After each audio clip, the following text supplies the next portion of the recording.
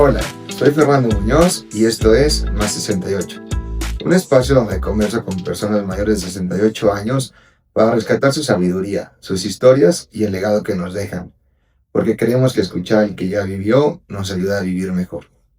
En este episodio me acompaña Bernardo Guerra, un hombre cuya vida ha estado marcada por el amor, la responsabilidad y una resiliencia que conmueve. Bernardo es ingeniero en alimentos, mayor de 5 hermanos, profesor universitario y padre de 3 hijos. Su vida familiar, sus estudios y su vocación por enseñar moldearon un hombre íntegro, disciplinado y profundamente humano. Pero también es un hombre que ha conocido el dolor en su forma más dura. La pérdida de su hija Pilar a los 9 años, la muerte de su esposa en el mismo accidente y la partida de varios de sus hermanos. A pesar de ello, Bernardo aprendió algo que se volvió su guía. La vida es una lucha que vale la pena enfrentar. Su filosofía es clara y poderosa. Nunca comparar el propio dolor, dirigir siempre con el buen ejemplo y entender que toda persona carga penas que, aunque diferentes, también duelen. Hoy, a sus 73 años, Bernardo mira su vida con orgullo, su familia, su formación profesional, sus valores, su capacidad de levantarse y seguir. Y lo hace con la certeza que la vida, con todo lo que trae, siempre deja enseñanzas si sabemos mirarlas. Este episodio es una conversación sobre amor, pérdida, propósito y fortaleza. Una mirada íntima a la historia de un hombre que aprendió a valorar cada experiencia y a honrar la vida, incluso en sus sombras. Bienvenidos a conocer a Bernardo. Pues bueno, hoy estamos con Bernardo Guerra. Bernardo, un gusto y agradecerte por estar aquí con nosotros desde que me dijeron que eras candidato, principalmente por la edad, pero después por tener una vida que sin duda se tiene que compartir. Y agradecerte también por la apertura con la que recibiste el proyecto, tus ganas de querer participar. Te sentí muy activo y entusiasmado, y eso pues ayuda también de este lado a seguir creando capítulos con gente interesante como tú. Muchas gracias.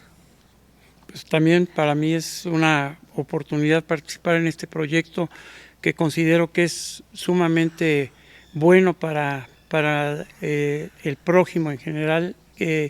Escuchar historias de vida de personas simples y sencillas que hemos trabajado, que hemos estudiado y que hemos luchado en la vida por seguir una trayectoria buena y una trayectoria de buena formación, de valores, y bueno, esas oportunidades se me dieron y las traté de aprovechar en su medida y lo mejor posible.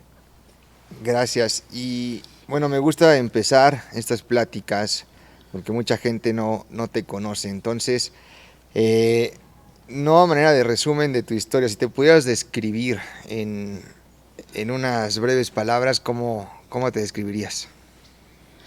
Bueno, yo me describiría como un ser humano con la firme convicción de ser una persona que tengo la formación que me dieron mis padres, los colegios donde estuve, y que me considero una persona sencilla. Nunca he sido arrogante ni grosero, ni he tratado mal a la gente porque sean pobres o sean ricos, porque sean morenos o porque sean... Eso para mí no, para mí todos somos iguales. Entonces me considero una persona sencilla y con espíritu de servicio, sobre todo con mucho espíritu de servir. Qué bonito. Tienes los orígenes en Puebla. Nací en la ciudad de Puebla, sí. Pero tu familia es de Tehuacán. Sí, mi familia, por parte de mi mamá, es toda de Tehuacán, y por parte de mi papá de la Ciudad de México. Ok, pero ya ellos ya radicaron aquí en la ciudad de Puebla y aquí sí, echaron raíces. Mis papás echaron raíces, tanto mi mamá se vino a Puebla y mi papá después de algunos años se vino y aquí terminó su secundaria, su preparatoria y finalmente hizo su carrera en abogacía, fue abogado. Ok. Digo, por lo que me platicas, se ve que eres un hombre de familia y que valora sus orígenes. Sí. a mí me gusta pedirles alguna foto o algún objeto que puedan traer a estas pláticas, Sí. porque siento que le dan valor. Y en esta ocasión me platicas que trajiste una foto de la familia materna de Tehuacán, ¿no? Así es. Pues si la quieres mostrar a cámara y Sí. platicarnos un poquito. Yo la pongo hacia la... Sí, así, no hay ningún problema. Muestra la cámara. Y tu mamá es la pequeña de la izquierda, Es entiendo, ¿no? de las 4 mujeres, es la más pequeñita del lado izquierdo. Ok. Ellos fueron 10. Ellos fueron 10 hermanos, sí. Familia grande. Me imagino que eso pues viene marcando tradiciones y demás, ¿no? ¿Qué nos puedes platicar de cómo fueron las raíces ya de tu familia, de tu infancia, de tu primer familia nuclear, ¿no? Exactamente, de mi primer círculo familiar, pues sí, desde niño yo recuerdo que mis papás fueron un matrimonio bien avenido, que tuve la dicha de tener varios hermanos y que mi mamá y mi papá siempre procuraron no dejar fuera las raíces del origen de sus familias. Entonces, con cierta frecuencia viajábamos de Puebla a Tehuacán para saludar a los tíos que se quedaron a vivir allá. Unos vivieron en Tehuacán, otros se fueron a Nuevo León, otros se fueron a la Ciudad de México, pero siempre había un sentido de familia unida, cosa que mis hermanos y yo hemos procurado después del paso de muchos años, a la fecha de hoy, por la edad que ya tenemos, arriba de los 60 años, veíamos que la familia se estaba desintegrando mucho, en el sentido de que ya nos veíamos con muy poca frecuencia y que no acertábamos convivir más que en sepelios o cuando había algún accidente o alguna cosa así en la que pudiéramos como familia entrar de apoyo, aunque sea moral, ¿no? Obviamente, pero y eso lo hemos cultivado y ahora logramos, mis hermanos y yo, obviamente con algunos primos, con los más acercados, y hemos logrado el éxito de que una vez al año nos reunimos,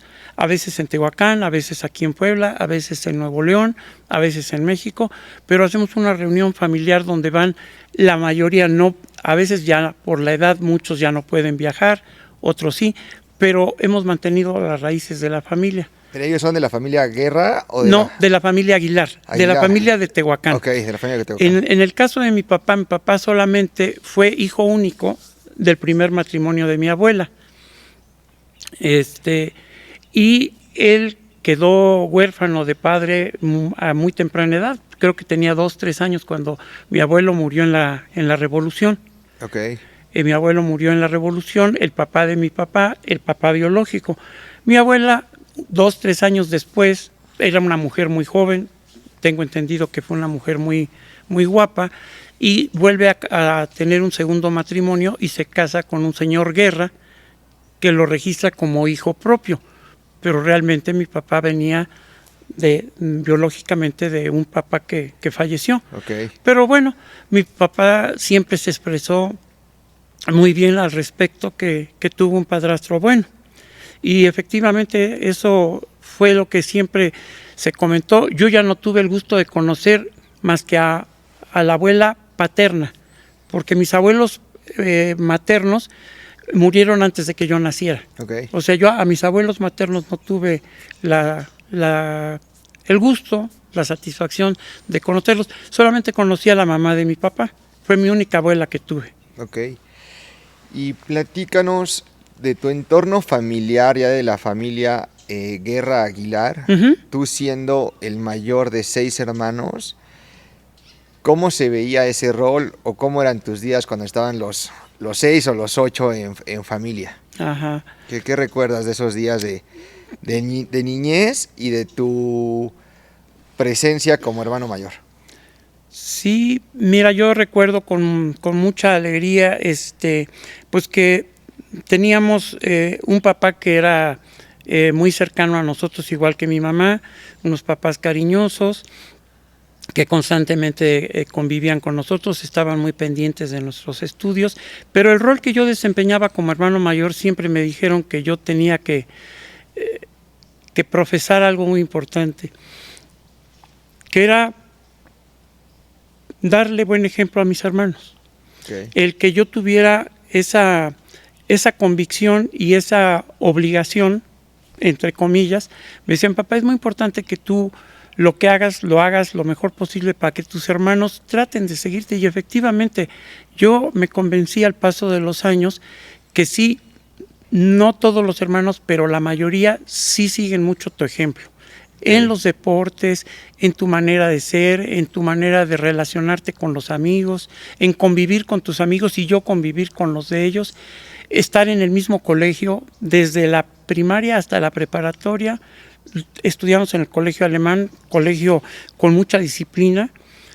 Mi papá era muy ordenado, sin embargo era un hombre muy accesible, no era muy rígido, no tuvimos un papá que fuera un dictador, no. Fue un papá accesible, enérgico, sí, cuando nos tenía que regañar, inclusive a veces darnos unas buenas nalgadas, pues lo tenía que hacer y todo pasó pues como pasa en cualquier familia, ¿no?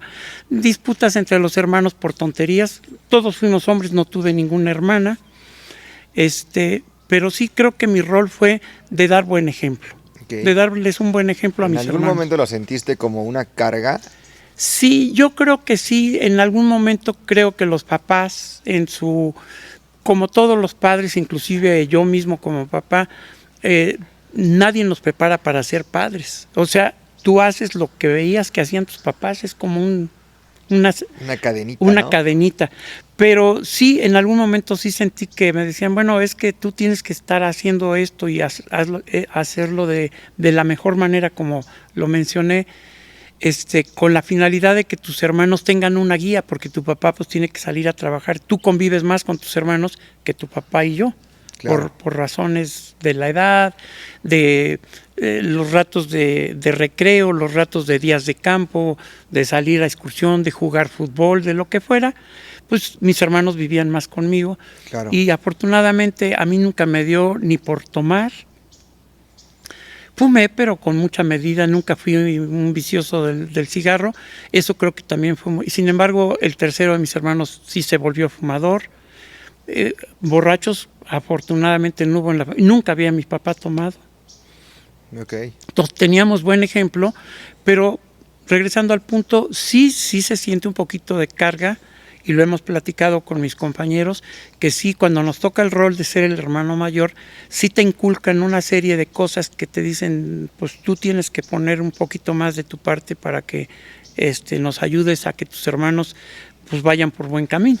Ok. Y ahorita mencionas que se preocuparon tus padres por la educación. Aparte de la disciplina que mencionas, ¿qué consideras que aportó el colegio alemán en tu formación? Porque estuviste muchos años, ¿no? Desde el kinder hasta la preparatoria. Hasta la preparatoria, ¿no? Que terminé, sí. Sí, efectivamente, yo siento que el colegio Alexander von Humboldt, que es el colegio alemán de Puebla, y que también lo hay en la Ciudad de México, tengo entendido, es un colegio con maestros alemanes, también contratan a muchos maestros mexicanos, buenos maestros. Sobre todo, lo más valioso fue un buen nivel académico, en todos los niveles, desde primaria, un buen nivel académico, una preocupación por la ortografía, por la caligrafía, cosa que actualmente, sobre todo los que trabajamos en alguna época de nuestra vida en la universidad, vemos con tristeza que las nuevas generaciones escriben muy mal y con muchas faltas de ortografía, no saben redactar. Entonces, sí creo yo que tuvimos la suerte, mis hermanos y yo, de estar en un colegio que nos aportó un buen nivel académico, una buena caligrafía, una buena ortografía. Mucho nos invitó a vivir con la naturaleza. Hacíamos días de campo con mucha frecuencia. Entre otros lugares veníamos a este bosque a celebrar la fiesta de octubre, que es la fiesta que hacen en Alemania. Pero Oktoberfest, el Oktoberfest, Okay. La fiesta de la cerveza, la fiesta de octubre, y salíamos a subir los montes alrededor de Puebla. Algunos de nosotros nos gustó un poquito subir a los volcanes, no fuimos alpinistas de profesionales, pero sí llegamos a educarnos. Mi papá fue un buen alpinista, el papá de Gerardo también, y pues los papás de la generación de nosotros no tenían mucho que hacer en Puebla. Puebla era una ciudad que no rebasaba los 250, 300 mil habitantes y se quedó estancada muchos años. Realmente Puebla despegó en crecimiento demográfico y en avenidas bien trazadas y todo eso. Puebla es una ciudad muy bien trazada de naturaleza, desde la colonia.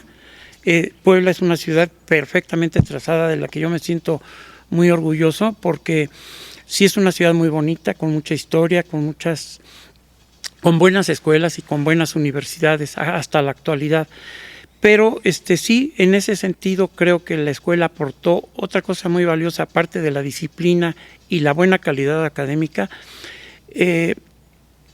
Lógicamente que ellos respetaban mucho las fiestas de civismo de México, es decir, el Día de la Bandera, el himno nacional, honores a la bandera. O la misma batalla de Puebla, ¿no? Por supuesto, la batalla de Puebla, que es un orgullo para todos los que vivimos aquí, que le rascamos un poquito y que vimos que había cosas muy interesantes en la historia, ¿no? Claro. Muy interesantes en la historia, porque pues esa batalla sí había un general muy importante, que el general Zaragoza, pero por cuestiones de cultura general, tuve oportunidad de leer un libro muy interesante donde aparece precisamente Porfirio Díaz, y un presidente de México que es muy poco conocido, que fue el único al que Porfirio Díaz, una vez que alcanzó la presidencia de la República, fue el general Manuel González. Ellos dos fueron los principales generales en la batalla del 5 de mayo. Los soldados franceses, según Dirk seguramente te platicó, que acamparon aquí cuando venían para atacar Puebla, estuvieron aquí en esta ex hacienda, acampado antes de la batalla, y ya después se fueron posicionando. Pero te digo, en esa batalla no me la contó, se la comió Dirk. Se la comió, y fíjate qué importante, sí, ahorita ¿Sí? Que tú mencionaste los valores cívicos, nos los inculcaba muy bien el colegio. El amor a México, cantar, sí, a pesar de que ellos traían otra cultura muy diferente y que también celebraban de manera muy discreta, pero sí celebraban en presencia de nosotros. Y bueno, pues nos parecía interesante sus fiestas, sus problemas de la Segunda Guerra Mundial, que habían sido que estaban pues recientonas, ¿no? Estaban muy resentidos, ¿no? No, digo recientes. Sí. No vamos a hablar a temas políticos, pero digo, estaban recientes cuando tú estabas en la verdad, secundaria, ¿no? Estamos hablando que 15, la guerra terminó en el 45, ¿no? Si mal no recuerdo. Exacto. En el 45, y nosotros estábamos empezando la escuela en el 57, 58. Exacto, o sea, 15 años. Y de ahí hasta 1970, que estuvimos en la prepa. Pero compartimos sus valores de Alemania. Conocimos mucho de su vida por anécdotas de los maestros. Claro. Había quienes sí nos compartían cosas y había otros que eran muy cerrados, pero su calidad académica en geografía, en matemáticas, en física y en química y biología, pues fueron muy buenos. La verdad, yo creo que tuvimos mucha suerte, porque sí fue buena decisión de nuestros padres, porque yo creo que ahí nuestros padres supieron escoger una buena escuela. Sí era un colegio pues de paga, y pues afortunadamente sus papás y mis papás de aquí, de los compañeros que estamos hoy compartiendo con ustedes nuestras historias de vida, pues nos hicieron una buena elección de estar en una escuela buena, en donde aprendimos no solamente las cosas de el idioma, el inglés, el alemán, sin aprenderlos perfectamente, porque tampoco no era el que quería, pues aprendía muy bien. Yo nunca tomé clases de inglés y el inglés que hablo, que es un inglés, vamos a decir, si yo lo puedo calificar, es de un 75, un 80%. Lo entiendo, lo puedo hablar con un poquito de dificultad, pero me puedo desenvolver. Tú sabes que la lectura del inglés es muy sencilla cuando tienes buen vocabulario. Y realmente yo aprendí inglés y alemán al mismo tiempo y los dos idiomas los tengo. ¿Te consideraste buen estudiante? Me consideré buen estudiante, sí fui muy responsable. Esa es la palabra que me faltó hace rato. Una cosa era que tenía yo que hacer las cosas bien para darle buen ejemplo a mis hermanos, pero siempre fui muy responsable. Fíjate. Entonces, fui responsable en mis estudios porque era parte de lo que yo les podía mostrar a mis hermanos. Y sí me considero que fui un buen estudiante. Se nota que hablas con cariño de tu escuela. Y te quería, o sea, bueno, ¿habrá esto marcado quizás tu pasión por la docencia en un futuro? Yo creo que sí contribuyó, sí, okay. Definitivamente. El colegio me orientó mucho a ese respecto, pero también en algún punto de el análisis que estamos teniendo para poder ser muy objetivos en esta entrevista, es que cuando uno estudia una carrera que no es muy común, porque no estudiamos ni arquitectura, ni medicina, ni leyes, mi papá me dijo, yo no sé de qué vas a vivir, porque ingeniería en alimentos era hablarle en chino a mi papá. A eso iba. Estudiaste ingeniería en alimentos, ¿de dónde nace esa idea? Ese deseo. Fíjate, nace de que en la preparatoria, ya para terminarla, nos dejan hacer un trabajo de investigación sobre la nutrición y la calidad de los alimentos. Y cuando yo me empecé a meter en esa pequeña investigación, porque era pues, a nivel de prepa, pero era un trabajo final que teníamos que presentar, y ya traíamos la cosquillita de que ya teníamos que ir pensando seriamente, porque ya estábamos a unos cuantos meses de terminar la preparatoria, y que qué íbamos a estudiar. Algunos ya traían muy definidas sus cosas. Yo hablaba precisamente de que pues yo quisiera estudiar una cosa de química de alimentos y cosas así, y realmente fue ese trabajo en el colegio el que me abrió los ojos a ese campo, que una vez que yo tuve oportunidad de acercarme a 2 o 3 universidades y tener la oportunidad después de que como carrera solamente la vi en Monterrey, y le dije a mi papá, pues voy a escoger esta carrera y voy a presentar el examen. Si lo presento y lo paso, pues espero que tú me apoyes. Desde luego que sí, mijo. Nada más te digo una cosa, si tú apruebas el examen, eso te va a permitir entrar y te vas a convencer. Yo quiero que te tomes 1 año o año y medio y veas si realmente eso es lo tuyo. Y la otra cosa que tienes que considerar es que debajo de ti tienes 5 hermanos y que el otro en menos de 2 años entra también a una universidad a la que él escoja, y el otro, y el otro, y el otro. Entonces, yo no te voy a poder pagar tus estudios, vas a tener que resolverlo mediante una beca, mediante trabajo, etc., etc. Y sí, afortunadamente hice las 2 cosas. Me fui, presenté el examen. La buena formación del colegio creo que fue muy decisiva en que mi examen fuera aceptado. Logré entrar al TEC, metí mi solicitud de becas, obviamente me dieron solamente el 50%, pero pues fue muy bueno. Claro. Eso me permitió a mí seguirme desempeñando. Vio mi papá que tenía yo mucho empeño en esa carrera. Tuve la suerte que una hermana de mi mamá vivía en Nuevo León. Obviamente la opción era estar en el internado, pero el internado era otro costo extra. Entonces mi tía me recibió en su casa. Entonces, entre la beca del 50% y el apoyo de mi tía para que yo viviera ahí, y obviamente en la casa pues yo ayudaba en muchas cosas, enseñé a manejar a mis primas, trabajaba yo en un supermercado, me daba yo mis tiempecitos para todo. hacer ejercicio, etc. Pero sí influyó mucho el colegio para que estudiara yo ingeniería de alimentos, y con el tiempo mi papá vio que aquí en Puebla hay una industria de la carne, que es la salchichonería, porque hay dos mercados de carne. La carne fresca que compras en la carnicería, deme 1 kilo de pierna de cerdo, deme 1 kilo de bisteces, de res, de lo que sea. Y por el otro lado hay las carnes procesadas. Exacto. Y las carnes procesadas pues son elaboración de jamones, de chorizos, de salchichas. Y sigue habiendo en Puebla fábricas que tienen una calidad y un reconocimiento nacional, porque tenemos muy buenas empresas elaboradoras de eso. Cuando yo regreso a Puebla, a los 15 días de haber regresado ya con mi título de Monterrey, me contratan en una empacadora de productos cárnicos, y de ahí ¡pum!, me fui. Los 4 años te los aventaste en Monterrey. Los casi 5 años. Casi 5. 5 años, sí. Okay. Fueron 4 años y medio más la tesis y las prácticas profesionales.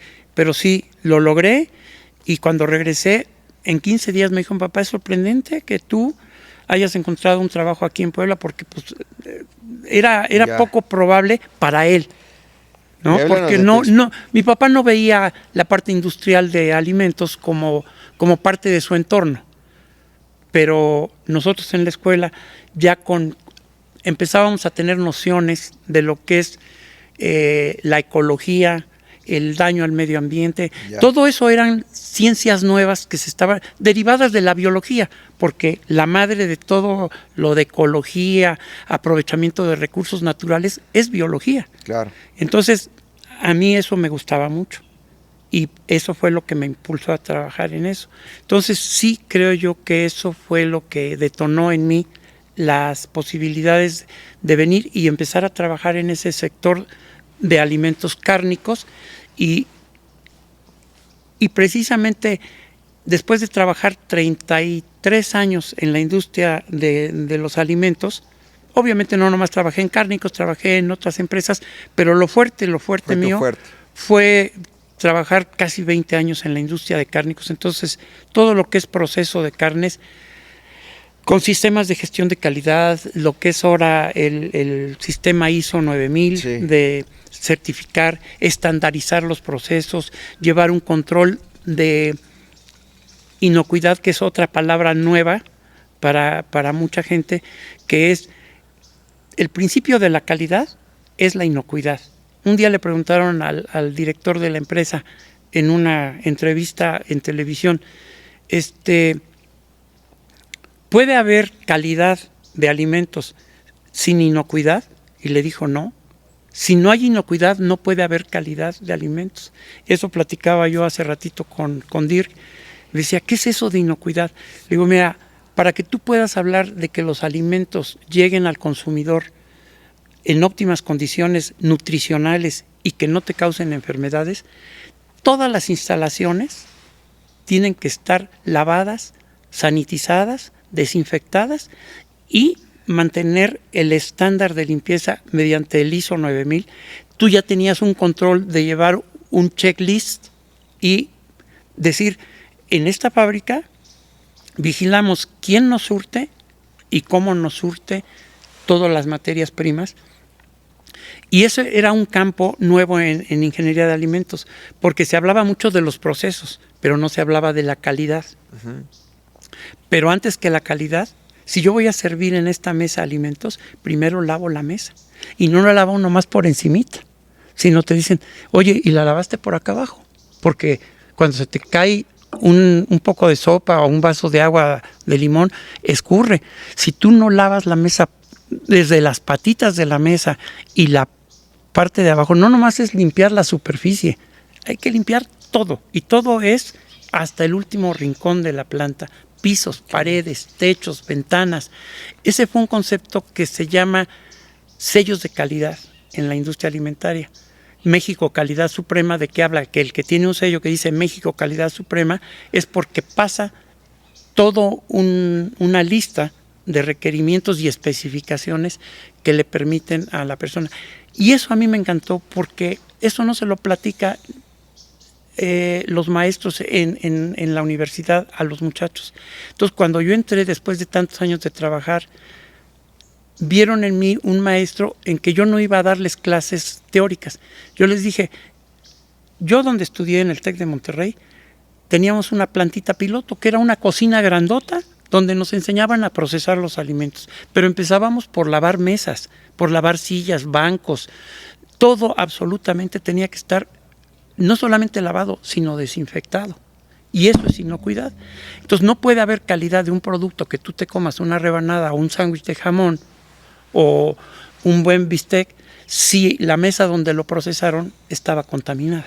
Claro. Entonces todo eso nos enseñó a ser como ingenieros en alimentos, pero con principios de sanidad en los alimentos. Y si hay sanidad, hay calidad. No puedes hablar, no, yo hago las cosas muy bien, son muy sabrosas, las hago muy bien, pero ¿sabes qué? Que mis niños se me enferman, el jamón se pone verde a los 8 días. Pues, ¿qué está pasando? Mala calidad del producto porque faltó limpieza en los procesos. Eso fue mi plus que yo le di a la Universidad Autónoma de Puebla. Cuando entré a trabajar les dije, yo no vengo aquí a dar recetas de cocina. Sí los voy a enseñar a hacer, y sí los enseñé a hacer jamones, salchichas. Ningún muchacho sale sabiendo hacer físicamente algo de otras carreras que digas, oiga, yo vengo a pedir trabajo en ingeniería automotriz. ¿Sabes armar y desarmar un motor? ¿Lo has hecho? ¿Has desarmado y armado un motor? ¿Sabes para qué sirve el carburador? ¿Sabes cuáles son los límites de tolerancia y de fricción que soportan los metales? Bueno, pues eso es muy de ingeniería mecánica. Pues en alimentos es lo mismo. Claro. Tienes que tener eso. Y eso fue lo que mi aporte, mi plus que yo pude dar en la universidad fue que mi experiencia, y además me encanta compartirlo.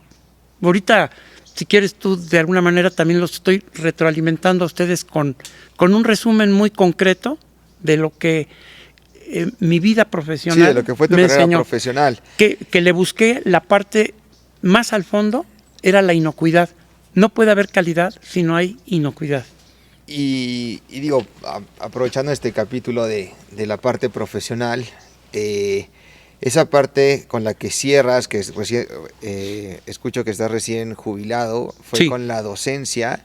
Sí. Y por decir que tu proyecto del cual te sientes muy orgulloso es de haber montado esta planta de producción en la universidad. En la Universidad Autónoma de Puebla. ¿No? Y que salgan bien preparados. Una planta piloto, que es una fábrica en chiquito, pero se les llama planta piloto, que es donde haces pruebas para ver si un producto sale o no sale al mercado. Pero eso, traducido en la universidad, es una oportunidad de hacer prácticas profesionales reales, claro. No teóricas. Entonces, eso fue. Ok. Padrísimo. Y sí, una vida en la industria, ¿no? Pues afortunadamente, yo creo que esa es otra de mis fortalezas, que nunca anduve dando bandazos en cosas diferentes, sino que entre alimentos me mantuve en alimentos, y en alimentos tú puedes trabajar en elaboración de quesos, helados, todos lácteos, en vegetales. A mí me tocó trabajar en carnes, bueno, pues le metí al proceso de la carne. Perfecto. Para cambiar un poquito de capítulo, tienes sí.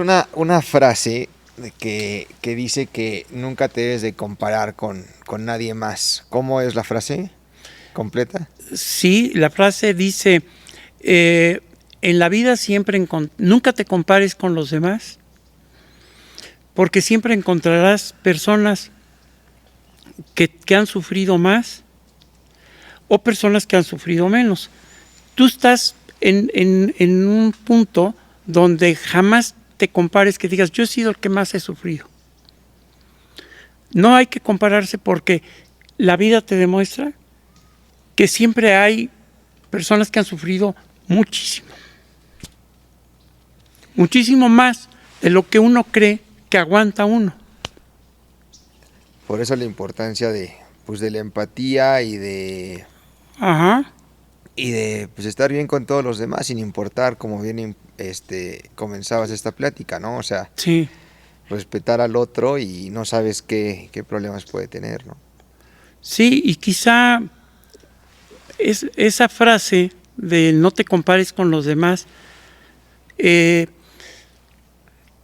pueda ser un gran aporte en este proyecto de Más 68, experiencias de vida, porque eso es lo que a mí me dio la estabilidad en mi vida emocional, porque todo lo que pude haber ganado en orgullo de ser buen estudiante, de haber estudiado una carrera, de tener experiencia profesional y de finalmente cerrar el ciclo de mi vida profesional, yo me jubilé por edad, más no por antigüedad, porque yo no hice antigüedad. Eso fue mi gran error, que ya lo hablábamos, pero eso es cuestión económica.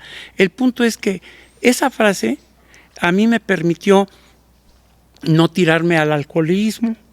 ¿Cómo encuentras esa claridad del no compararse? O sea, porque alguna reflexión te debió de haber llevado a esa frase que hoy es parte de tu vida, ¿no? Sí, es parte de mi vida y es lo que me dio la estabilidad, como te decía. Sí, porque pues obviamente los primeros años, a raíz del accidente, pues sí, definitivamente oyes muchas cosas, pero estás desestabilizado. Yo a los 8 días ya había vuelto al trabajo, entonces, o sea, pero lo estás haciendo mecánicamente, te estás haciendo ilusión de que eres fuerte y que vas a aguantar el trancazo. Pero no sabes en qué momento, si en ese momento me hubiera yo encontrado un grupo de amigos, claro, que me hubieran invitado a echarme unos tragos, seguro hubiera caído en el alcoholismo. No, yo dije, híjole, pierdo parte de mi familia, pero se quedan 2 hijos. Tengo que sacarlos. Y si con mis hermanos tuve que dar buen ejemplo, ¿por qué no con mis hijos? Claro. Entonces, saber que un vecino de la esquina de casa tenía también poco tiempo de haberse casado, se va a vivir a Orizaba. El origen de la frase es muy fuerte para mí porque esa persona,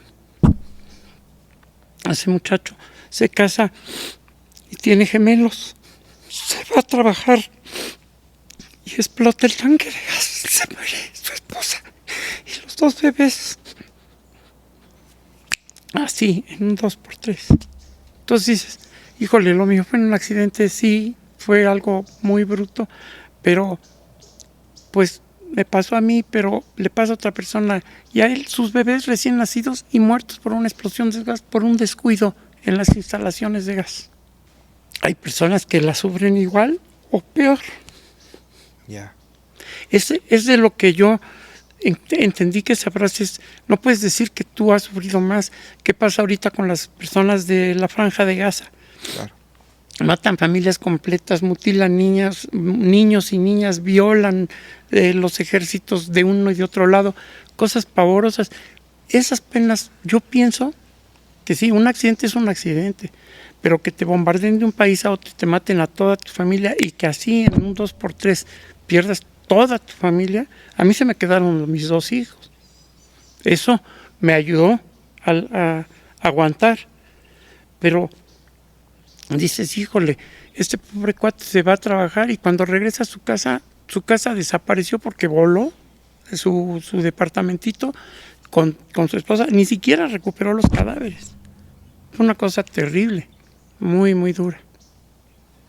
No lo puedo ni imaginar y muchas gracias por compartirlo, de verdad. Y te digo, hay muchos ejemplos, perdóname que te interrumpa, te puedo decir 2 o 3 ejemplos más, pero ya brinqué del más fuerte que me impactó, porque fue en menos de 3 meses de lo que a mí me había pasado. Me entero que mi vecino de enfrente le pasó algo muy similar y pierde completamente, a él sí no se le quedó nada, y él sí se tiró al vicio y todo. Fue muy, muy lamentable para su familia esa desgracia que le pasó. Y bueno, ya con decirte porque lo que está pasando en Gaza a mí me duele mucho. Y no nomás en Gaza, en México, el maltrato a los indígenas, las injusticias sociales, etc., etc. Dices, no, pues no hay que compararse. Sí, uno tiene sus penas y uno tiene que montarse en cosas sólidas. Y la solidez es tu fe en Dios, los buenos principios y valores que te enseñaron tus papás, y que tengas la responsabilidad de decir, si yo pude darle buen ejemplo a mis hermanos, ¿por qué no se lo voy a dar a mis hijos? Claro. Aquí estoy y estoy bien y sigo siendo la misma persona sencilla y humilde que me enseñaron a ser mis papás. Magnífico, y digo, también a manera de honrar, a mí me hubiera gustado empezar, ¿cómo es que conoces a María del Pilar? Y un poquito que nos platiques de tu familia antes de este antes evento. del accidente. Sí, Ajá. correcto. Se conocieron, se casaron jóvenes. ¿Cómo fue su historia? Ajá. Mira, a María del Pilar, mi esposa, en paz descanse, yo la conocí en Acapulco, en unas vacaciones que ella fue con su familia. Un primo mío me dijo, oye, unas primas de mi esposa van a ir y tú que vives en Acapulco, pues ojalá nos pudieras acompañar para decirnos de buenos restaurantes y cosas así. Y así fue como la conocí, yo trabajando en el puerto de Acapulco con una empresa de cárnicos. Me toca en un fin de año atender a la familia de mi primo. Y ahí conozco yo a María del Pilar y bueno, ya nos identificamos que somos de Puebla, que sus hermanas que tenía ella conocían a mis hermanos y que de alguna manera éramos vecinos del rumbo, y de ahí surgió una amistad que después se convirtió en un noviazgo. No nos casamos muy jóvenes, yo me casé a los 29 años y mi esposa tenía 24. Okay. 24. Entonces, sí, fue un noviazgo de 2 años, y en 2 años yo ya estaba pues preparado, ¿no? Y yo sí ya a los 29 años, sí ya tenía yo deseos de formar mi familia, ¿no? Claro. Y yo me caso en 1981. En ese año, ya después de 2 años de noviazgo, fue cuando tuve la oportunidad de empezar a formar a mi familia. Y tienen 3 hijos. Y fueron 3 hijos, una niña al principio, después un varón que es el segundo, y finalmente otra niña, la tercera, que es Sandra Elena, y ella actualmente vive en Inglaterra, se casó con un joven inglés, y ya me dio 3 nietos, ya soy abuelo de 3 nietecitos. Ok, pues mira, aprovechando que estamos hablando de los hijos, sí. ¿Te parece si nos compartes las fotos que trajiste para que nos enseñes quiénes son? Sí. Y que nos platiques un poquito de ellos. Ok. Mira, pues estos son mis 3 hijos. Ahí está mi hijita la mayor, María del Pilar, Rodrigo, mi hijo a mano derecha mía, y Sandrita, la más pequeña. Están ahí los 3. Y en esta fotografía, pues es de las últimas fotografías de mi hijita la mayor. Ahí tenía ya los 9 años cumplidos.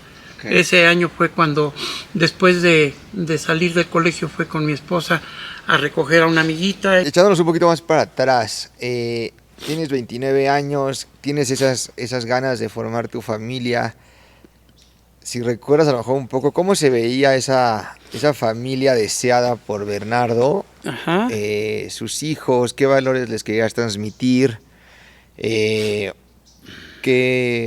tradiciones o qué costumbres tenían cuando estaban los 5 juntos, qué hacían. ¿Qué nos puedes platicar de eso? Pues mira, yo tengo recuerdos muy gratos de la formación de mis 3 bebés. Para empezar, casi a los 2 años de habernos casado, nace mi primera hijita, y en esa época se acostumbraba mucho que los matrimonios ya habían convenido de que pues con buena disposición se tratara de acompañar a la esposa durante el nacimiento. Entonces mi primera experiencia como papá fue recibir a mis hijos en la sala de partos de los hospitales, y pues para mí eso fue una experiencia muy bonita. Después pues mi trabajo me llevó a varios lugares de la República Mexicana, y convivíamos mucho con los niños en Acapulco, en la Ciudad de México, luego en Monterrey, luego estuvimos aquí en Tehuacán también trabajando una temporada, y siempre fue el concepto de disfrutar mucho a los niños, celebrarles no solamente sus cumpleaños, sino sus primeras idas a la escuela, su nacimiento, sus bautizos, sus primeras comuniones. También fue todo un evento muy bonito para los niños y para las niñas. Bueno, para el niño y para las dos niñas, su primera comunión, que convivieran mucho con mis sobrinos, hijos de mis hermanos. Y hoy casualmente, al paso de los años, siendo que mi hija es la primera que da el paso, siendo arquitecta, de irse a hacer una especialidad a Inglaterra, conoce allá a este muchacho, se enamoran, vienen a pedirme el permiso para la boda, lo convenimos, viene con sus papás, cosa rarísima en los ingleses, porque, pues bueno, y los americanos menos todavía, ¿no? Los gringos. Pero bueno, yo tuve la suerte que era una familia también muy centrada y muy, muy bien. Vienen a pedírmela y aprovechamos. Y hoy que mi hija vive allá, de los 3 hermanos que vivimos, que somos los 3 mayores, por eso te decía que qué curiosa es la vida, porque a veces lo lógico no es lo que sucede siempre. Dices, pues primero se van a morir los viejos y después los jóvenes, ¿no? Claro. De los 6 hermanos vivimos los 3 mayores, y de los 3 mayores que vivimos, ahorita mi hija, el hijo de mi hermano Armando y la hija de mi hermano Guillermo, los 3 están en Inglaterra y muy cerca, porque unos están en Londres y mi hija está en Birmingham, que está como a 2 horas. Entonces, curiosamente ahorita los hijos, que eso fomentábamos mucho, mi papá siempre nos decía, ustedes siempre véanse como hermanos y siempre convivan. Esa fue una enseñanza muy bonita de mi papá, porque dijo, a ustedes que sus mujeres no empiecen a separarlos de sus hermanos. Ustedes siempre véanse. Yo no tuve la dicha de tener hermanos, pero ustedes que sí la tienen, no se alejen, porque la esposa de uno dice que le cae gorda a la esposa del otro y que por eso ya no van a sus casas. Ustedes hagan sus reuniones por separado, pero nunca se separen. Entonces, ahorita yo veo que esa oportunidad, no es el caso por pleitos entre las cuñadas, o con cuñas, perdón, es muy curioso que en la vida se vaya a reunir primos hermanos tan lejos, en un país tan diferente a México, y sin embargo los 3 por trabajo, están allá, están trabajando. Y sí hicieron honor al encargo de tu padre, o sea, al final los 3 hermanos... se siguen viendo, se buscan allá, es lo que yo le dije a mi ustedes hija. 3, los 3 que quedan. Los 3 hermanos que quedamos aquí en Puebla, por supuesto, convivimos mucho. Y con los 6 cuando estaban completos también. Sí, claro. Y cuando estábamos los 6 completos, y pues sí, obviamente vivimos una juventud padrísima, íbamos a nadar juntos, jugábamos fútbol juntos, todos, ¿no? Y después yo, ya un poco mayor, empecé a jugar tenis, y entonces los hermanos más chicos me decían, oye, Bernardo, enséñanos a mover la raqueta, porque a nosotros nos cuesta mucho trabajo. Entonces, sí, los hermanos como que te van siguiendo, ¿no? Y te dicen, oye, yo también quiero jugar tenis, o ya jugamos fútbol, pero me gusta más el tenis. Y sí, convivimos mucho con mis hermanos, y ahora sus hijos también fomentamos que ellos sigan la misma escuela que nos dejó mi papá, de que los hermanos siempre se deben de ver como lo que son, ¿no? Ok. ¿Qué valores que te transmitieron tus padres siempre quisiste que lo mantuvieran presente tus hijos? Una, el respeto, principalmente el valor del respeto, la honestidad y la empatía. Esos 3 valores yo creo que para nosotros fueron el legado de nuestros papás y de nuestros familiares más cercanos. El respeto por ser el básico y el más importante, porque habiendo respeto lo demás se va dando, ¿no? Se complementa. Y como te digo, la empatía, pues saberte poner en el lugar de otra persona para tratar de entender un poquito mejor su situación y ser más objetivo en ese espíritu de servicio. porque eso es lo que a mí siempre me ha identificado. Eso soy yo, una persona con mucho espíritu de servicio y me gusta compartir lo bueno. Ok. ¿Y qué nos podrías decir que admiras de cada uno de tus hijos? Mira, de cada uno de mis hijos lo que admiro es su constancia para los estudios, o sea, de alguna manera supieron o heredaron que debían de ser buenos estudiantes, fueron muy buenos estudiantes, muy constantes y también lograron la meta en su vida de titularse en la universidad y con reconocimientos muy importantes como el cum laude ahí en la UDLA. Mi hijo también sacó una beca porque le dije, yo no te puedo pagar la UDLA de las Américas, está muy cañón para mí pagar esas colegiaturas. No, papá, no te preocupes, yo voy a trabajar, y lo mismo que hice yo, pero no porque yo se lo dijera, ya él ya lo traía. Estoy hablando del varón. Y mi hija estudió arquitectura, terminó, se fue a hacer la maestría a Inglaterra, y ahí fue cuando ya tuvo la oportunidad de conocer a su pareja y se casaron bien, se vinieron a casar a Puebla y se casaron aquí. Aquí en la hacienda. Tú te casaste acá también, ¿verdad? Le dijiste, amigo Dirk. Sí, le dije, amigo Dirk, mi hija, pues sí. Le gusta tu hacienda. Sí, fíjate que ellos de alguna manera se enteraron por el Facebook y que aquí se hacían unas bodas. Le dije, bueno, yo tengo la suerte de que Dirk fue mi compañero de toda la vida y además somos muy buenos amigos. Ok. Y gracias a eso, pues sí, obviamente le dije, sí, mija, cuenta con que lo de la hacienda yo lo veo con Dirk para que te puedas casar ahí, que te gustó a ti. Pues tiene la ventaja que está la iglesia ahí y todo. Claro. Tienes una frase que dice, la vida es una lucha que vale la pena enfrentar. Ajá. ¿De dónde viene eso? Creo entender por qué lo dices, pero sí, platícanos más de eso.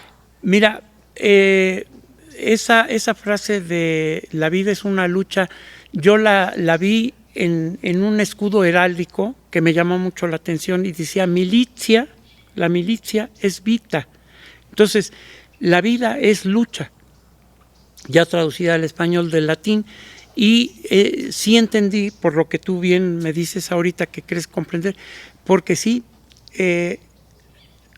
habiendo encontrado esa frase, sí me di cuenta que la vida es una lucha, luchas por nacer, luchas por crecer, luchas por tener un título profesional o por tener un buen trabajo o por ser un buen comerciante, pero es una lucha constante y mantenerte al día, mantenerte actualizado, sigue siendo, todos los días es una nueva oportunidad y es una batalla que tienes que ganar, no es una guerra ganada, es algo que tienes que estar luchando todos los días.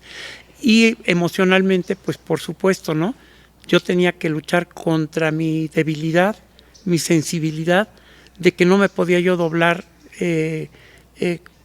ni en la vida, ni traicionar a mi persona, diciendo, ya tengo una justificación para ser un don nadie, un alcohólico, un drogadicto o lo que hubiera sido. Claro. Entonces, sí, esa frase a mí me da muchas fuerzas. Y ahora, ¿dónde encuentra Bernardo alivio donde dice que es que vale la pena enfrentar esa lucha? O sea, ¿dónde ves justo las alegrías? Perfecto, sí. Esta parte donde se culmina el que vale la pena enfrentarla. Ajá. A pesar de todas sus dolencias. Sí, la vida es difícil, nadie dijo que era fácil, y esas dificultades que te hacen sobreponerte, repetir, volver a insistir, seguirte capacitando, seguirte actualizando, pues sí, para mí encuentro esa satisfacción al paso de los años, porque digo, las frases que me hicieron fuerte, las pongo en práctica todos los días porque sí considero que la vida es una lucha continua y que una vez que tú llegas a cierta edad, como el caso de tu proyecto de más de 68, pues encuentras la satisfacción de decir, lo hice y mis hijos han seguido el ejemplo. Entonces, esa gran alegría, más que alegría, es una gran satisfacción que yo haya logrado mis metas, que no me haya yo desviado con pretexto de haber tenido una pena tan grande, que no es la más grande del mundo, y que lo entendí perfectamente, y que mis hijos de alguna manera pues ya me dieron la satisfacción de que fueron buenos hijos, fueron responsables, fueron buenos estudiantes y se titularon. Correcto. Y creo que eres el ejemplo de que se puede vivir con alegría después de un evento tan doloroso, ¿no? Sí, sí, eso. ¿Qué eventos de alegría? Digo, ahorita dices la satisfacción de los hijos, pero ¿cómo disfruta Bernardo el día a día, hoy ahora jubilado? ¿Qué disfrutas de la vida? Mira, hoy disfruto mucho el poder dedicarle un poquito de más tiempo a mis hijos, de convivir con ellos un poquito más de que cuando estaban en la escuela y yo en la fábrica o en el trabajo o en la universidad. Hoy todos mis actos hablan de congruencia, y en eso yo he encontrado mucha alegría, porque yo les dije, la situación del país está mal porque pues traemos una serie de gobiernos desde hace muchos años con muchas dificultades, y me acuerdo cuando por primera vez el PRI pierde ante el PAN, la fábrica donde yo trabajaba, yo no he sido afiliado al PAN ni al PRI, pero tampoco soy apolítico, y entonces yo les dije a mis hijos, yo me voy a ir con un grupo de gentes responsables que tenemos un enfoque muy claro de que en estas elecciones, si no vamos a cuidar las urnas, nos van a llevar al baile. Y el gran éxito fue que por primera vez en la historia de México, las votaciones lograron el objetivo de que perdiera el PRI y ganara el PAN. Fue cuando entró Vicente Fox, con sus defectos y con sus aciertos y con lo que tú quieras, pero lo que queríamos era limpieza. Mi papá, una cosa que nos decía, oye papá, voy a ir a votar, que tú no vas a ir. No, mijo, aquí en México, yo como abogado te lo digo, yo ya sé desde ahorita y desde hace 6 meses ya, o desde hace un año ya sabemos quién es el siguiente. No tiene caso ir a las votaciones. No, papá, sí, yo, ya sabes, con el espíritu de joven. No, sí, es que tenemos que luchar por el país y hacer esto y hacer el otro. Entonces yo le dije a mis hijos, no, yo no nomás voy a decir que el país cambió, que porque otras gentes lo hicieron. Yo fui y me fleté en un pueblito en Casa de la Fregada y y sí vimos cómo llegaban con metralletas fulanos a amedrentarnos y a robarse las urnas, y afortunadamente llegó el ejército y controlaron la situación, y los resultados fueron que sí hubo un medio cambio de gobierno. Es pan con lo mismo, pero bueno, por lo menos soltaron el poder, ¿no? Claro. Los del PRI. Esa fue una. Otra. Sí, se respiraban aires de cambio en ese entonces. Se respiraban aires de cambio. Yo ya vivía y sí se sentía.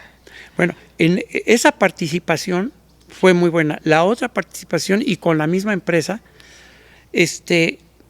una empresa con mucha visión, con lo del ISO 9000 y todo eso, vamos a apoyar durante el huracán en 1999, le pega la cola del ciclón al norte del estado de Puebla, lo mismo que acaba de pasar ahorita con estos aguaceros atípicos y las inundaciones, todo. De toda la fábrica, obviamente llevamos 4 o 5 gentes, aparte de los choferes, llevamos 3 camiones de la fábrica con costales de alimentos, con pañales, con botellas de agua y todo, pero los únicos que fuimos fue el gerente general de la empresa y yo, como responsables de ir a entregar, no dárselas ni al ejército, ni al presidente municipal, ni al párroco de la iglesia. Dijimos, nosotros somos civiles, venimos de una empresa que tiene la posibilidad de apoyar con estas 3 cargas.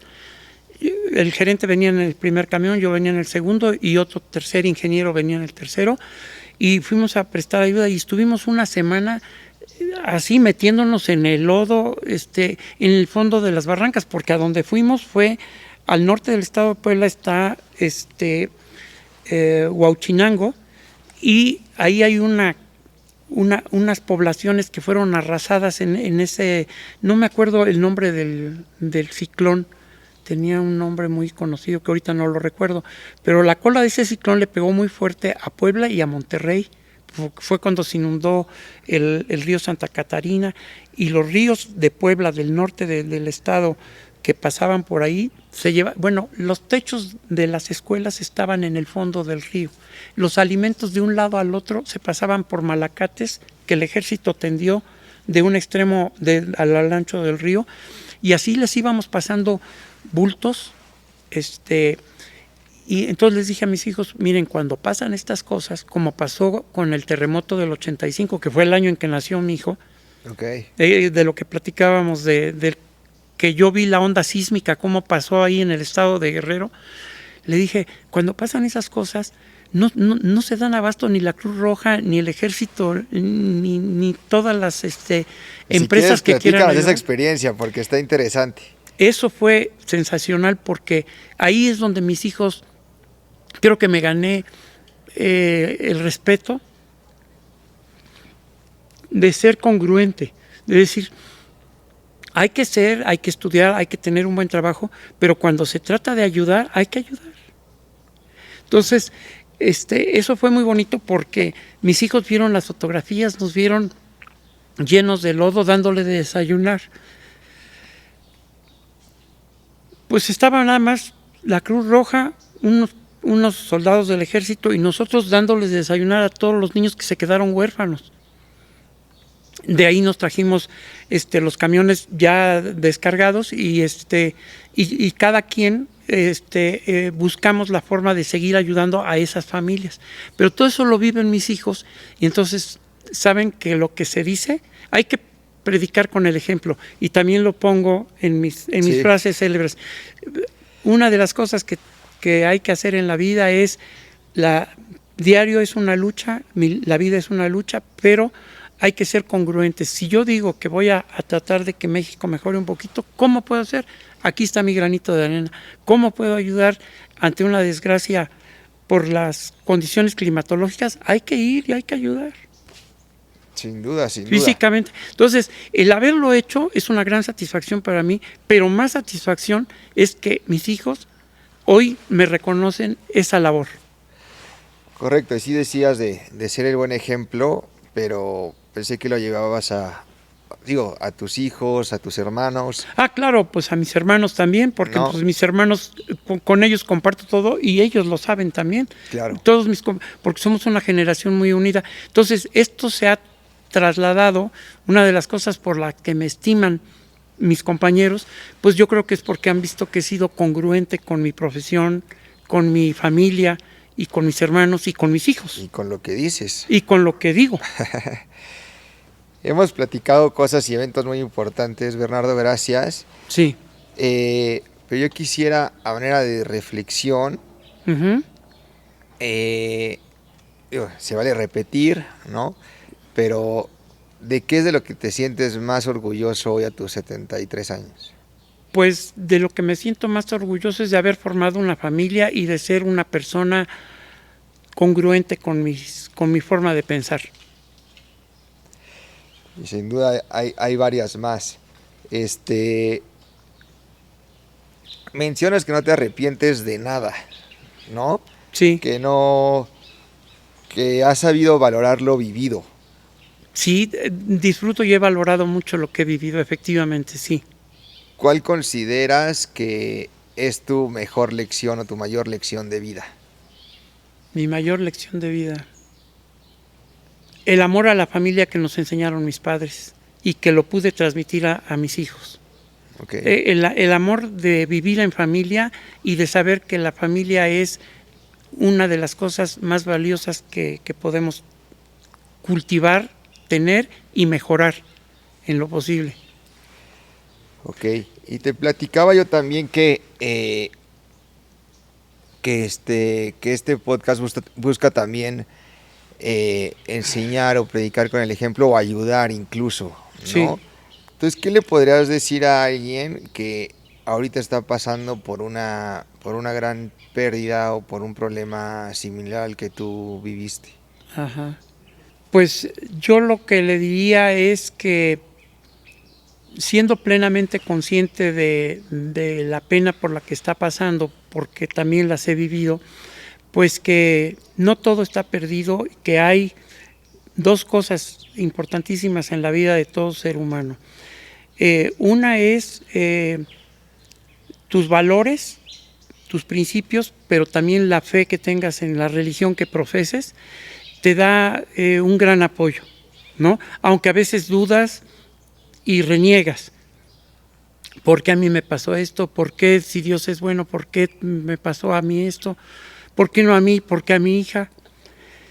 Ese choque de ideas, como que dices, híjoles, está duro, ¿no? Porque sí llegas a cuestionar hasta con tu propia fe y tus principios, si lo que pasó es correcto o no es correcto, pero tú dices a cualquier persona que pase por una pérdida, sabes que tú tienes que ser muy sólido en tu convicción de que como ser humano la vida no es tan fácil, pero tampoco hay que dejar de vivirla por una desesperación en la pérdida de un ser querido, por lo más doloroso, como decía yo. Y eso es una frase que pocas personas saben y que sí la plasmé para que la compartiera con ustedes. Yo un día estaba en una reunión y otra vez hoy es un caso similar de un papá y una mamá que perdieron un hijo en un X evento, y dice, híjole, ¿cómo será de duro perder un hijo? Que ¿cómo le dices a una persona que ya perdió a un hijo? ¿Cómo lo mencionas? Cuando se mueren tus papás eres huérfano, cuando se muere tu esposa o tu esposo eres viudo o viuda, según sea el caso, pero cuando te muere un hijo ni siquiera hay nombre. ¿O hay? Pregunto. No lo hay. Entonces, sí son cosas muy fuertes. Entonces le dices, sí, entendemos que tu pena es grande, pero yo lo que te puedo compartir es no te dejes vencer porque una pena tan grande te esté agobiando en este momento. Ten fe, ten confianza en ti mismo y piensa que hay alguien, siempre hay por quien vivir. En mi caso fueron mis hijos. El que se me hayan quedado los dos chiquitos, porque la que se fue la mayorcita. Correcto. Eso me dio a mí como una gran responsabilidad, pero no una responsabilidad como que tengo que, sino tengo por qué vivir. Tengo una razón por la cual seguir viviendo y no dedicarme a la milonga, ¿no? Claro, y que sin duda el escenario traumático puede nublar el resto de la vida o lo que Sí. puedes imaginar que va a venir después. Pero sin duda hay otras cosas, ¿no? Así es. A lo mejor al principio es súper difícil lograrlo separar. Pero bueno, yo no creo que pudieras vislumbrar la vida de la que hoy nos platicas. Pues a lo mejor obviamente en su momento no la veías venir, ¿no? Una vida tan plena, tan completa, con hijos realizados. Yo creo que eso es a la vuelta del tiempo, es una compensación. No sé si porque me la gané a pulso o porque así son las cosas, pero para mí soy congruente con la vida y la vida ha sido congruente conmigo. Quizá tuve la mala experiencia de perder a una hija y a una esposa, madre de mis hijos, pero a cambio de eso, al paso de los años, me demostré a mí mismo que podía yo soportar y sacar a mis hijos adelante como le hubiera gustado. Padrísimo, padrísimo. Y digo, yo creo que para ir cerrando, Bernardo, ¿Sí? Me gusta preguntarles, a manera de cápsula del tiempo, si este video lo vieran tus nietos en unos 30 años que estén más maduros quizás, ¿qué te gustaría que supieran de ti, que conocieran de ti? Consejo, ¿qué te gustaría transmitirles? Pues a mí me encantaría si mis nietos llegaran a tener la oportunidad de escuchar o de ver este video, esta información, esta entrevista que amablemente nos hacen ustedes, pues transmitirles esa confianza en uno mismo que debe uno de tener, en la fe que uno profesa y en la congruencia que debe uno de demostrar a lo largo de la vida como una lucha continua todos los días, pero al final ellos van a decir, al final terminó su vida tranquilo y feliz como abuelo, ya grande, con muchos años, pero con mucha experiencia y con mucha satisfacción, porque sí logré las metas que había yo propuesto para conmigo, para con mis hijos, y les va a llegar el mensaje a mis nietos. A ellos ya no les voy a poder demostrar nada, ellos lo van a tener que creer por lo que le cuenten sus padres. Exacto. Pero eso es dejarles un buen ejemplo de que tuvieron un abuelo que supo disfrutar la vida, que supo afrontar las penas y que supo salir adelante, nada más. Magnífico. Y te veo como un hombre fuerte, con ganas de seguir viviendo. ¿Qué le falta por hacer o disfrutar a Bernardo Guerra? Híjolas, pues yo creo que he tenido muchas cosas, no soy tan ambicioso como para pensar ahorita que me falta. He disfrutado mucho la naturaleza, he disfrutado mucho el compartir con mis hermanos, con mis amigos, con mis mismos papás, ¿no? Yo creo que mi papá en su fortaleza de un buen abogado, de ser un hombre sencillo, de todo eso, pues yo creo que él siempre se sintió muy convencido al paso de los años de que mi elección para realizar mi vida y la forma en que superé la pena por la que pasé fue porque él fue igual. Remontándonos en el tiempo, mis papás perdieron 2 hijos. Okay. En vida. Claro, tus hermanos, 2 en vida y uno ya no estaban ellos. No, el tercero ya no. Ya. Arturo. Al principio había yo puesto, bueno, yo soy Bernardo Guerra, hijo de Armando y de Isaura. Mis papás y mis hermanos son fulano, sultano y perengano. Los 3 más chicos son los que fallecieron. Okay. Pero sí, mis papás perdieron 2 hijos. Yo creo que mi papá sí entendió con mucha satisfacción que la lección de vida que me dio, la aprendí. Sí la aprendí, porque yo no me doblé. Sí, claro, al principio es un descontrol muy fuerte, pero nunca me perdí. Sí, soy muy sensible, pero aterrizo inmediatamente mis ideas y digo, no, sí, tengo que seguir adelante porque tengo por quién seguir. No tengo que descuidar ese aspecto, y no como obligación, sino por convicción. O sea, tengo que ser congruente conmigo mismo. Entonces, si mis papás aguantaron la vara de... Yo perdí una. Y ellos 2. Claro. Y ahí está una lección de vida. Una lección de vida muy, muy importante que a mí me dio mucha fuerza. Quizás si no hubiera tenido esa referencia, a lo mejor no hubiera podido salir adelante. Pienso, claro, siempre tener un referente es bueno porque es una guía. Eso es lo que creo que me inculcaba mi papá desde chico. Tú tienes que ser un referente para tus hermanos, para que tengan elementos de donde se puedan pescar cuando las cosas fallan, ¿no? Si yo no hubiera visto cómo reaccionó mi papá y mamá ante la pérdida de mis hermanos, ¿cómo iba yo a poder soportar una pena igual? Claro. Pues qué bonito que sí, nos lo compartes con esa apertura, con esa ternura, con ese recuerdo. Tiene mucho valor, Bernardo. Agradezco muchísimo este tiempo y que nos lo compartas con tanta claridad y ejemplo. Ojalá muchos aprendamos de ti. Y pues agradecerte por compartirlo. Pues sí, es una experiencia de vida que creo que vale la pena compartirla con ustedes y con mucha gente. Te agradezco mucho. Igualmente, yo también muy agradecido con ustedes y como dices tú, no solamente con ustedes y con los que están, sino con los que vienen detrás. Así es. Muchas gracias.